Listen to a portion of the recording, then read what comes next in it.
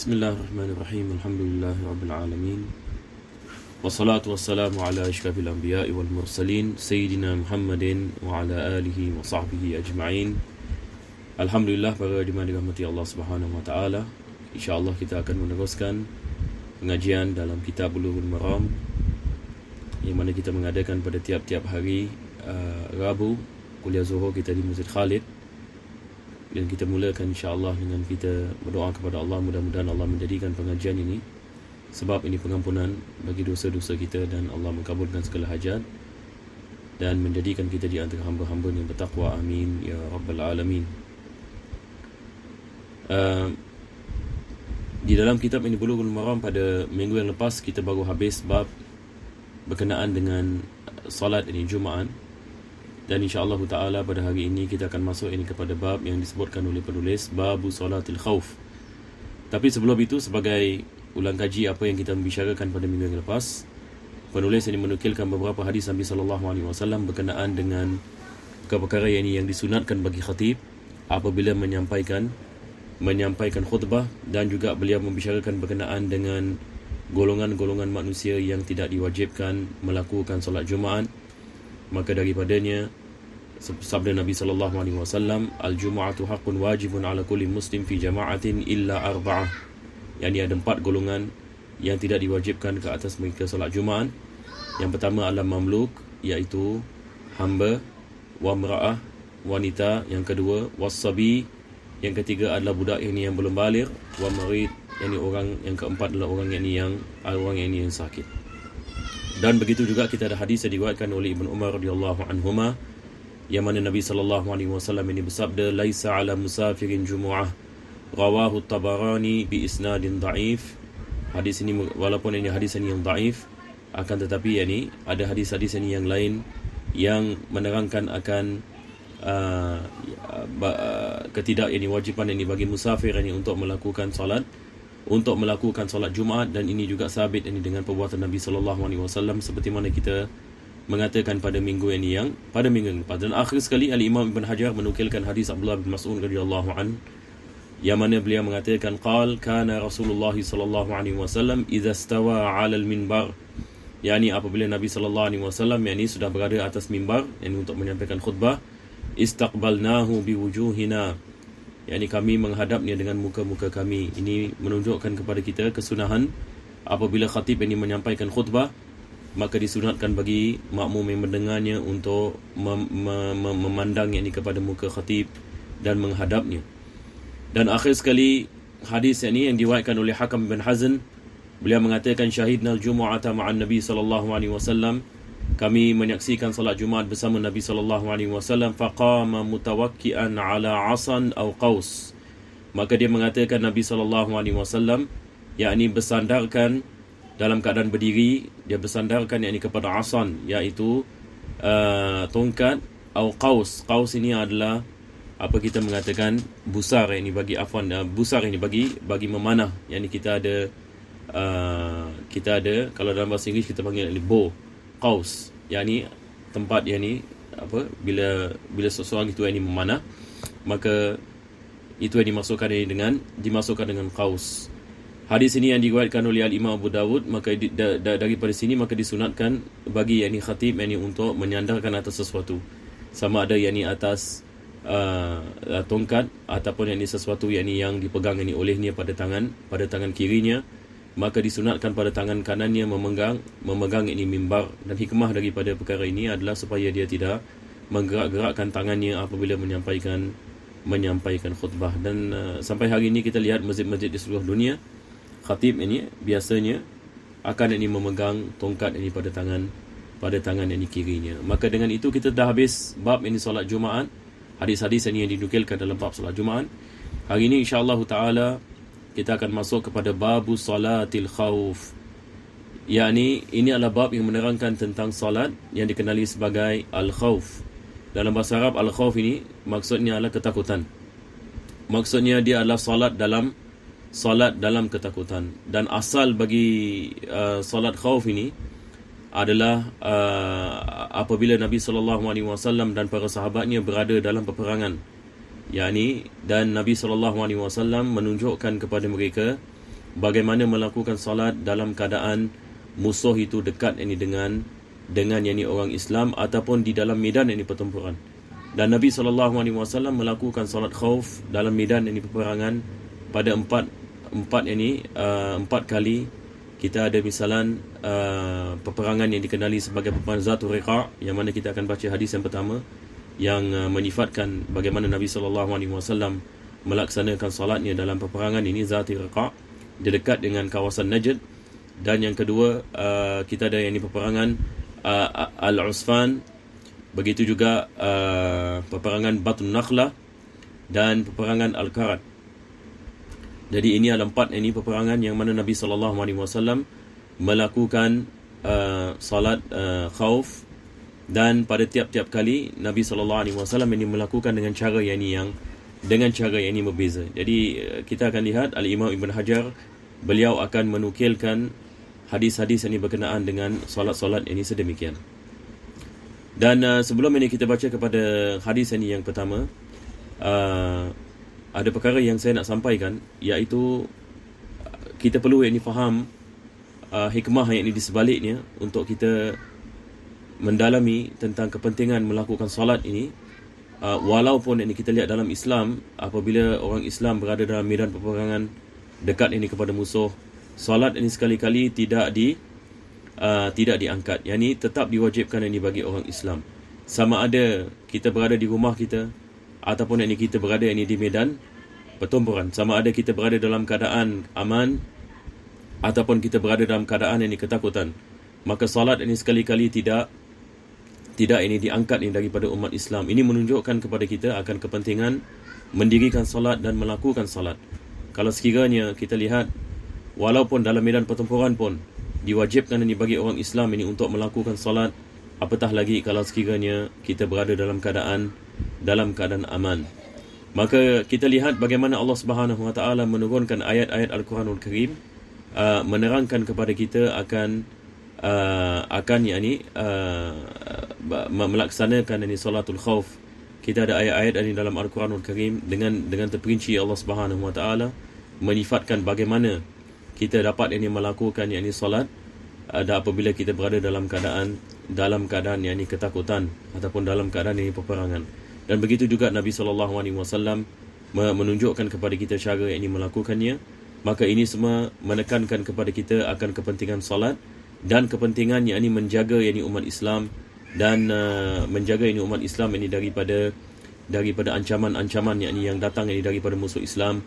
Kalau sekiranya mereka datang untuk nak menghancurkan umat Islam ataupun membunuh ini umat Islam, maka Islam kita ada yang ini konsep ini jihad ini di dalam Islam sebagai ini sesuatu yang ini untuk menjaga yang ini umat Islam daripada keburukan yang mendatang ataupun peperangan yang mendatang ataupun pembunuhan yang mendatang. Maka Islam ini mewajibkan ini jihad, dan dalam masa yang sama yang ini Islam ini mewajibkan salat, dan Islam ini memberikan kelonggaran yang ini bagi mereka yang dalam medan pertempuran ini untuk melakukan salat seperti mana ini yang disifatkan oleh Allah Subhanahu Wa Taala. Maka ini semua menerangkan kepada kita akan kepentingan salat dan juga kepentingan untuk menjaga ini masyarakat ini Muslim daripada segala ancaman yang datang ini daripada luar.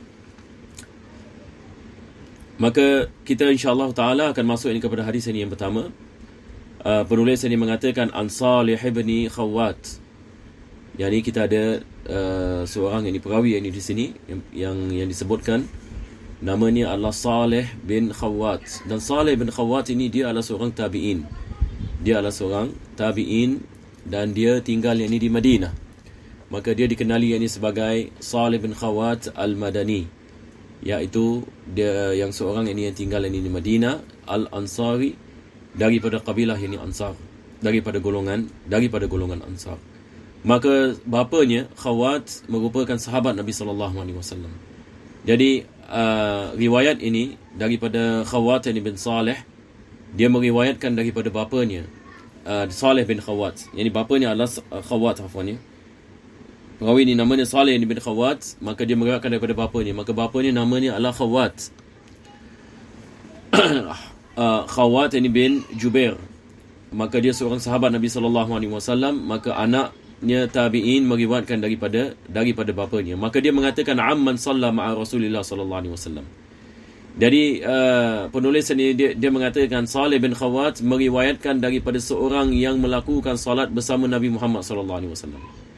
Jadi kalau kita lihat pada ayat yang pertama ini, orang itu tidak disebutkan. Siapakah yang melakukan salat bersama Nabi sallallahu alaihi wasallam? Ada seorang, tetapi sahabat itu namanya tidak disebut oleh Salih bin Khawat. Akan tetapi seperti mana kita maklum, kita kalau tidak mengenal sahabat ini yang meriwayatkan, selagi mana dia sahabat Nabi sallallahu alaihi wasallam, maka riwayat itu diterima disebabkan kesemua sahabat Nabi sallallahu alaihi wasallam mereka adalah adil.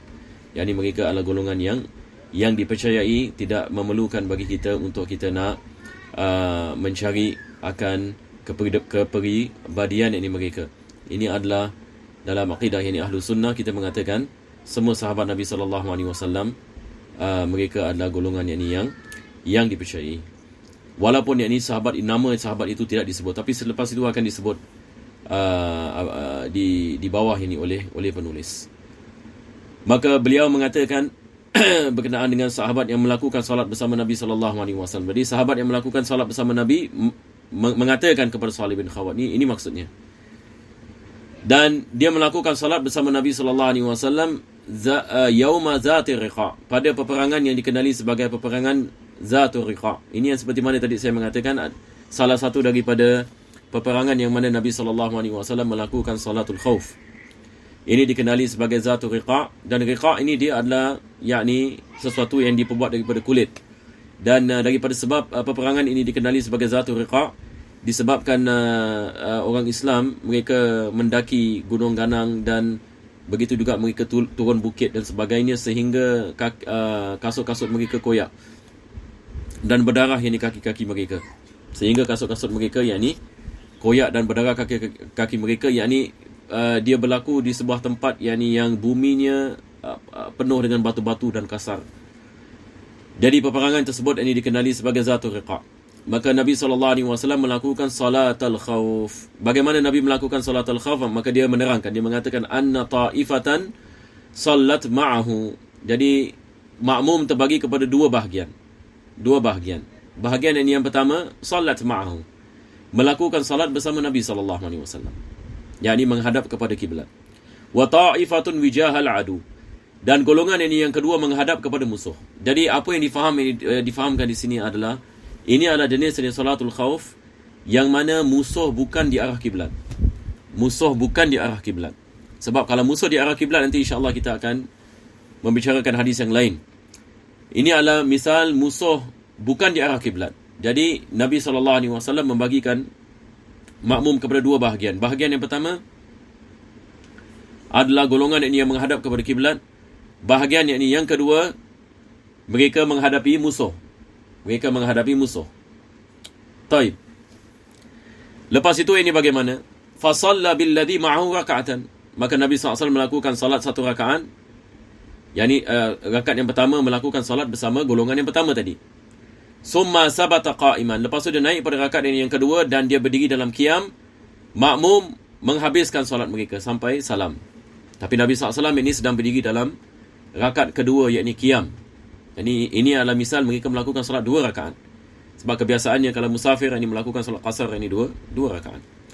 Maka Nabi SAW ini naik kepada rakaat yang kedua. Maka golongan yang pertama tadi rukuk, sujud sehingga mereka salam. Dan selepas itu mereka pergi menghadapi musuh pula. Masuk golongan yang kedua. Golongan yang kedua apabila dia masuk, ini seperti masbuk.